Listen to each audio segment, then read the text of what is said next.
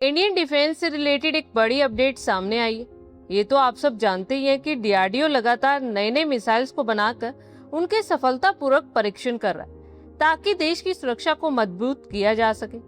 आज का युग जमीनी लड़ाई तक सीमित नहीं है, बल्कि हवाई खतरों से घिरा हुआ है और उन हवाई खतरों से निपटने के लिए हमें महंगी मिसाइल्स के साथ साथ कॉस्ट इफेक्टिव ऑप्शंस पर भी काम करना होगा। और कहा जाए तो काम शुरू भी हो चुका है। आने वाले कुछ ही सालों में भारतीय वायुसेना को ऐसे अनमैन्ड एरियल व्हीकल मिल सकते हैं जो मिसाइल दागने में भी सक्षम होंगे। और ये मिसाइल्स भी कोई नॉर्मल नहीं होगी, बल्कि हवाई युद्ध में दुश्मन के फाइटर जेट्स को मार गिराने की ताकत रखने वाले बीवीआर यानी beyond visual range air to air missiles होंगे। दरअसल भारत का defence research and development organisation Archer NG UAV को अस्त मार्क 1 मिसाइल से लेस करने की योजना बना रहा है। भारत के डिफेंस टेक्नोलॉजी के क्षेत्र में ये कितना बड़ा बदलाव है और इससे भारत की सैन्य ताकत में कितना इजाफा होगा, चलिए आइए जानते हैं। डीआरडीओ ने Archer NG unmanned aerial vehicle को medium altitude long endurance drone के रूप में डिजाइन किया था। Defense.in की एक रिपोर्ट के अकॉर्डिंगली अब इस ड्रोन को एक दमदार मल्टी रोल कॉम्बैट सिस्टम में अपग्रेड किया जा रहा है।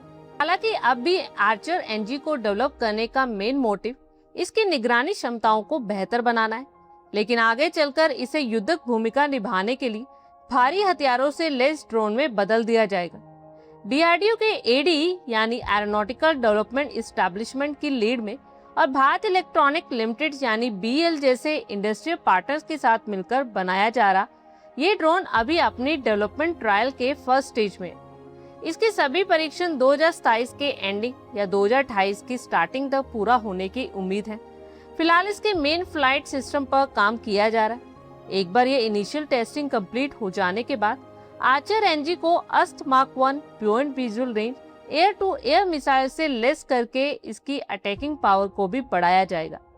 अनमैन्ड एरियल व्हीकल से मिसाइल दागने की क्षमता दुनिया के चुनिंदा देशों के पास ही है। अगर भारत का Archer NG Astra mark 1 air to air missiles दागने की क्षमता हासिल करता है तो ये एक बड़ी कामयाबी होगी। अस्त मार्क 1 मिसाइल भारतीय वायुसेना के main fighter jet Sukhoi 30 MKI पर भी डिप्लॉयड है। इस मिसाइल की रेंज लगभग 110 किलोमीटर की है। ये मैक 4.5 तक की स्पीड से उड़ने में सक्षम है। देश में बनी अस्त मार्क 1 मिसाइल्स आर्चर एनजी को एक किल वेपन बना देती है।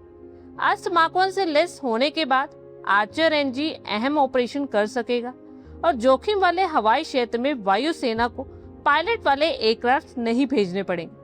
हथियारों से लेस इस अटैकिंग ड्रोन को जमीन पर बने कमांड सेंटर से कंट्रोल किया जा सकेगा। आर्चर एनजी को जमीन पर हमले के लिए पहले से ही तैयार किया जा रहा है और पूरी तरह विकसित होने के बाद इसके हथियार ले जाने की क्षमता भी बढ़ जाएगी, जो अभी 300 किलोग्राम।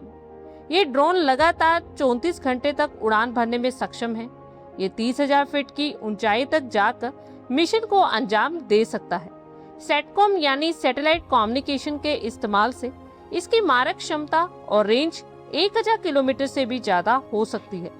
आर्चर एनजी को भारी हथियारों और मिसाइल्स को ले जाने के लिए डिजाइन किया गया है।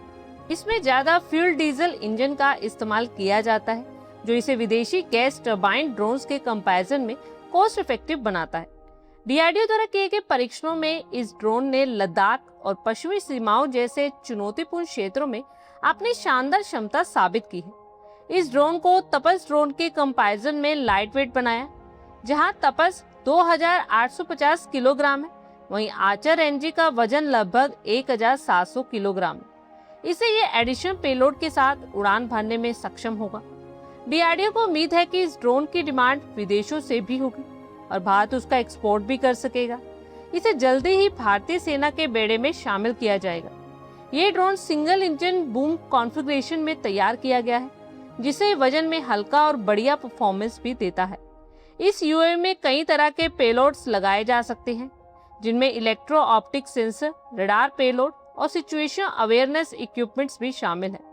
ये दिन और रात दोनों समय किसी भी मौसम में मिशन को अंजाम देने में सक्षम है। मिग 21 और जगुआर जैसे फाइटर जेट्स के रिटायर होने के बाद सेना को ऐसे प्लेटफॉर्म्स की जरूरत है जिन्हें कम लागत में तेजी से डिप्लॉयड किया जा सके। आर्चर एनजी इन सभी जरूरतों को पूरा करता है। आर्चर एनजी जैसे पावरफुल यूएवी बनाने के बाद भारत अब उन देशों की सूची में शामिल हो गया जो अपने आर्म ड्रोन का प्रोजेक्शन और डिप्लॉयमेंट खुद कर सकते हैं। आप लोगों की क्या कुछ राय है, कमेंट बॉक्स में शेयर करें। आई होप आपको हमारी ये वीडियो अच्छी लगी होगी और आगे भी इसी तरह के अपडेट्स के लिए हमारे चैनल को जरूर सब्सक्राइब करें। धन्यवाद।